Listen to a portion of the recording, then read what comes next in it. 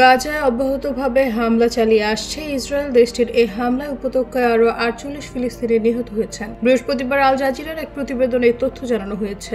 গাজার স্বাস্থ্য মন্ত্রণালয় জানিয়েছে, গত 24 ঘন্টায় উপত্যকায় 48 জন নিহত হয়েছেন।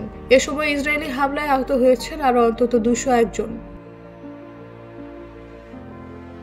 আল জাজিরার সাংবাদিক জানান, এই হামলায় ইসরায়েলি নারী ও শিশুদের পুড়িয়ে হত্যা করেছে। প্রতিবেদনে বলা হয়েছে, ইসরায়েলি হামলায় গাজায় অন্তত 44,580 জন নিহত হয়েছেন। এ সময় আহত হয়েছেন আরও অন্তত 1,05,739 জন। অন্যদিকে ফিলিস্তিনের স্বাধীনতা কর্মীদের সংগঠন হামাসের হামলায় ইসরায়েলের 1,139 জন নিহত হয়েছেন। উল্লেখ্য, ফিলিস্তিনের অবরুদ্ধ গাজায় 1 বছরের বেশি সময় ধরে হামলা চালিয়ে আসছে ইসরায়েল। দেশটির অব্যাহত এই হামলায় সৃষ্ট ধ্বংসস্তূপ পরিষ্কার করতে অন্তত 15 বছর সময় লাগবে। এজন্য প্রতিদিন 100টি লরি ব্যবহার করতে হবে।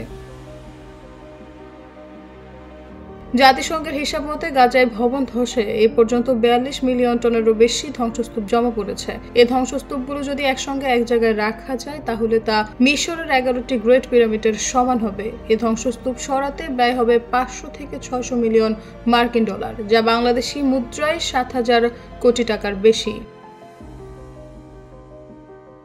নিউজ ডেস্ক, ভোরের পাতা।